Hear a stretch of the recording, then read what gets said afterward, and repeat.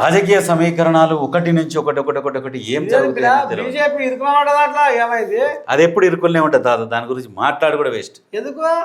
ఎందుకంటే ఇప్పుడు బీజేపీ చేస్తున్న పనులని మనం అది చెప్పుకుంటే ఎక్కడ కూడా దోషితుల కాశారా ఎట్లా దేవుడు ఇప్పుడు ఏమంటుండో బీఆర్ఎస్ బీజేపీ ఒకటేనని మరోసారి ఊపందుకున్న ప్రచారం, మున్సిపల్ ఎన్నికల్లో పలు ప్రాంతాల్లో దోస్తి, కవిత వ్యాఖ్యలతో తెరపైకి కొత్త అనుమానాలు, గత అసెంబ్లీ ఎన్నికల్లో ఇలాంటి విమర్శలతోనే వెనుకంజ, భవిష్యత్తులో ప్రభావం పడుతుందనే ఆందోళనలో కాషాయ నేతలు.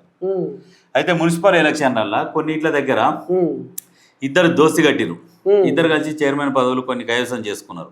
కాబట్టి బీజేపీ బీఆర్ఎస్ ఒక్కటే అని చెప్పేసి ప్రచారం జరుగుతున్నది.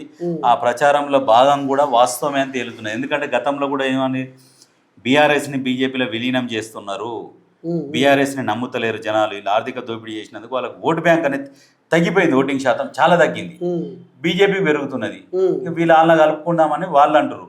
అయితే ఇట్లా ప్రచారం జరిగేసరికి బీజేపీకి మాకు మైనస్ అవుతుందని బీజేపీ టెన్షన్ పడుతుందట. మా కాలకు పొత్తొద్దని పార్లమెంట్ లో కథ నడిపించారు అనేది తేలింది. ఎమ్మెల్సీ ఎలక్షన్లలో కూడా కథ నడిచింది అనేది కూడా తేలింది. ఎందుకంటే అప్పుడు కరీంనగర్ ఆడియోలు మొత్తం బయటపడ్డాయి. దానిగా ఇంత అంత బీజేపీకి సపోర్ట్ చేద్దాం అనేది మొత్తం బయటకు వచ్చింది. అయితే ఇప్పుడు ఈ అసలు కథ ఏంటంటే ఇక ఎంతున్నా బీజేపీ బీఆర్ఎస్ ఒకటే అనే కాడికి కొంత సోపత అవుతుంది లోపటంగా అనేది ఇక జనాలు అనుకుంటున్నారు. కానీ బీఆర్ఎస్ తోని దోస్తీ కడితే మాకున్న ఓట్లు కూడా మొత్తం పోతాయి అని బీజేపీ టెన్షన్ పడుతుందట ఇప్పుడు. మరి అప్పుడేమో అక్కడ ఉన్నప్పుడేమో వాడుకొని కుర్చీ వ్యక్తిది సాటుగా నడిచింది. ఇది బహిర్గతం అయ్యేటట్టున్నది, ప్రజలకు తెలిస్తే మాకు తెలిసింది. ఇక ఊపల నుంచి పప్పు కాస్తుండగా ఎప్పుడో తెలిసింది. ఇది సరే జనాలు అంటున్న మాట, ఇది నిజంగానే కూడా జనాలు అంటుర్రు. సరే అంటుర్రు, వాళ్ళు కలుస్తారో ఎట్లా దునుకుతారో మనకెందుకు. కానీ అలా జరిగిన వార్తలు ఏమంటే మనం ప్రజలకు తీసుకుపోదాం. కానీ మనము అస్సలు విషయము ఒకటి మాట్లాడలేదు మన ఇద్దరం కలిసి. నేను చెప్పినా కానీ నువ్వు అంటే సారదంద చేసింది అని మాట్లాడుతావు కదా కవితని. ఒక సారదంద చేసిందని అన్న వేసిరి గిట్టనమ్మా గట్టనమ్మా ఆడవిల్ల సారదంద చేస్తారమ్మా అని లోకం అని తెలిసిపారు. ఇప్పుడు న్యాయస్థానం కేసే కొట్టేసింది, ఏమి లేదు, ఆధారాలు లేవు, ఏమి లేవు, ఉత్త మాటలతోనే. మరి ఆధారాలు లేదు, మరి కోర్టులో మరి జైలు ఎట్టేసారు. అదే కదా ఇప్పుడు అదే రౌస్ ఎవెన్యూ కోర్టు ఆగ్రహం కోపం చేసి మీరు ఎందుకు అరెస్ట్ చేసిరు, అనవసరంగా మీరు సౌత్ అని చెప్పేసి సౌత్ పదం ఎందుకు తీసుకున్నారు, అనవసరంగా ఆమె మీద ఎటువంటి సాక్ష్యాలు లేవు, సాక్ష్యాలు లేనిది ఈ కేసు అని కొట్టేసింది. ఇక మొత్తం సంబరాలు జోరుదారుగా లోకమంతా తెలిసిపారింది. సారదంద చేసింది అని లోకమంతా తెలిసిపారింది. ఈవెని శిపకూడదు పెట్టి అవస్థ పెట్టిరు. అమ్మ గిట్టనారమ్మ గట్టనారమ్మ కేసీరావు బిడ్డాడు సారదంద చేసిందాడు, ఆడవిల గిసోని పని చేయవచ్చునా అని ఊరు దాటి పల్లె దాటి ఖండాలు దాటి సముద్రాలు దాటి దేశం అంతా ప్రపంచం అంతా. అదే న్యాయస్థానం తీర్పును ప్రజలందరూ గౌరవించాలి కదా, గౌరవించాలి. న్యాయస్థానం ఏం చెప్పింది, ఇప్పుడు కేసు కొట్టేస్తున్నాం అని కొట్టేసిందా, కేసు కొట్టేసింది. ఇప్పుడు క్లీన్ చిట్ అరవింద్ కేజ్రీవాల్ మీద, మనీష్ సిసోడియా మీద, ఈమె మీద 20 కూడా మంచోడే, అందరు ఆధారాలు లేవు. కేజ్రీవాల్ కూడా మంచోడే, అందరు మంచోళ్ళని కొట్టేసింది. ఇంకా వీళ్ళు లోపల అదే ఆడికే వస్తున్నా. అయితే బీఆర్ఎస్ పార్టీలో ఉన్నన్ని రోజులు ఈమె కేసు అట్లనే ఉంది. ఈమె బయటికి వచ్చినాక ఈమె ఇంత బలంగా మాట్లాడుతున్నది, ఎక్కడ మీటింగ్లు పెట్టినా ఇంత బలంగా ఎందుకు మాట్లాడుతుందా అనుకున్నాం. ఆ బలం వెనకంగా ఒక శక్తి ఉన్నది. కేసు కూడా ఏ కేసు అయినా నడిస్తే కొన్ని సంవత్సరాల తరబడి నడుస్తుంది కేసు. ఇలా కేసు అప్పుడే అరెస్ట్ దన కోర్టుకు వచ్చే కోర్టుల కేసు కూడా కొట్టేయబడ్డది. ఇంత తొందరగా ఎట్లా జరిగిందని ప్రజలు అనుమాన పడుతున్నారు, మెసేజ్లు పెడుతున్నారు.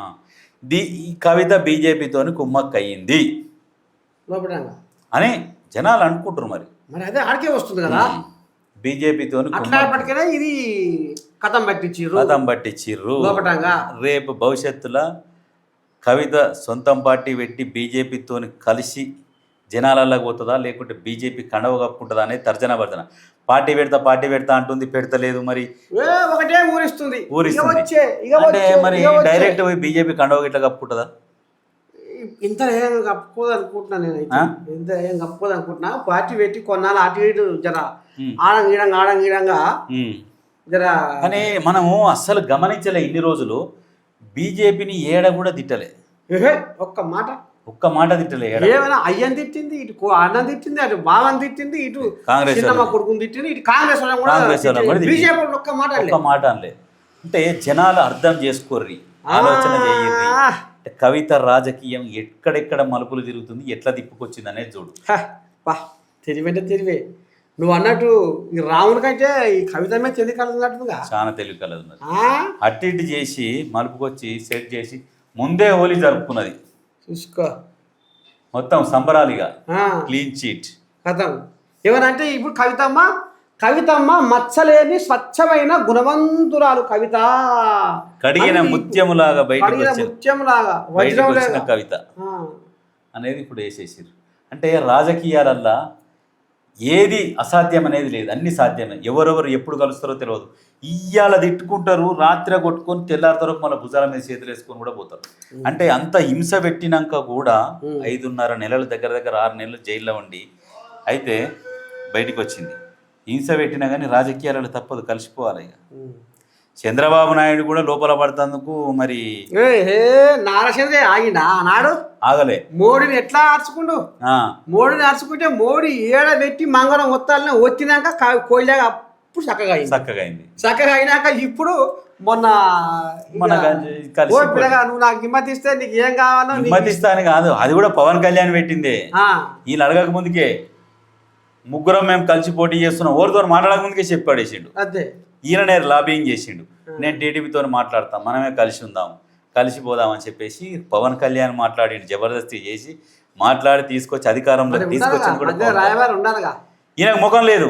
అప్పుడు తిట్టినాక మంగళం పెట్టి వచ్చినాక మరి ఇప్పుడు నేను ఏ ముఖం పెట్టుకొని పోవాలి మోడీ కాడికి అంటే ఈ పవన్ కళ్యాణ్ కోయిలాగా తోవ చేసింది. ఇక మోడీ వీళ్ళు చూడు, మళ్ళీ జగన్ కూడా ఏమంటలేరు వాళ్ళు. ఇప్పుడు జగన్ అధికారం కోల్పోయిండుగా, సీట్లు కూడా లేవుగా, జగన్ ఒత్తొచ్చుగా వీళ్ళు. జగన్ కూడా ఒత్తుతలేరు. ఎందుకు ఒత్తుతలేరు అంటే రేపు చంద్రబాబుని అరెస్ట్ చేస్తేందుకు మరి జగన్నే కదా, జగన్ భుజం మీదనే పెట్టే కదా. అంతే మరి జగన్ ఎప్పటికైనా మళ్ళీ అవసరం వస్తాడు. చంద్రబాబు ఇప్పుడు ఎన్ని రోజులు ఉంటాడో తెలియదు, నమ్మకం లేదు చంద్రబాబు మీద. మా తెలుకలు అది ఎన్నడు ఉంటాడో ఎన్నడు పోతాడో తెలియదు. అవతల కూడా గ్రిప్ లో పెట్టుకోవాలి. ఇప్పుడు మళ్ళీ ఈయన నమ్ముకో నాతో పంచాయతీ పెట్టుకుంటే ఇటు జాడిస్తే మళ్ళీ కథ ఏంది, రంగి చేయడం మంగి చేయడం అవుతుంది. అట్లా ఈ ఆడబిడ్డ చేదబిడ్డ రెండు పోతాయి. కానీ బీజేపీ ఆడుతున్న రాజకీయాలలో చూడు ఎంత మంది బలి అవుతున్నారో. అది రాజకీయం కాదు, అది అసలు అట్లా రాజకీయం చేయొద్దు. అది అనుకుంటున్నావు రాజకీయం ఎన్నుంటే లోపల కథలు బయట. లాస్ట్కి ఇక కవిత బీజేపీలోకి పోతుంది పక్క. మాట పళ్ళు మీద పళ్ళు పెట్టి బీజేపీ వాళ్ళని ఒక్క మాట అంటలేదు. ఒక్క మాట అంటలేదు. అమ్మో ఎంత తెలివికల పీడమో పీడం. అమ్మో మనం చూడు ఇన్ని రోజుల నుంచి చూస్తున్నాము, ఇది గమనించాలి. ఈ కేసు బయటపడ్డాక ఇప్పుడు జనాలు ఇప్పుడు ఆలోచన మనం మాట్లాడుకున్నాక ఇప్పుడు జనాల ఆలోచన మొదలవుతుంది. పక్కా అవుతుంది ఇది.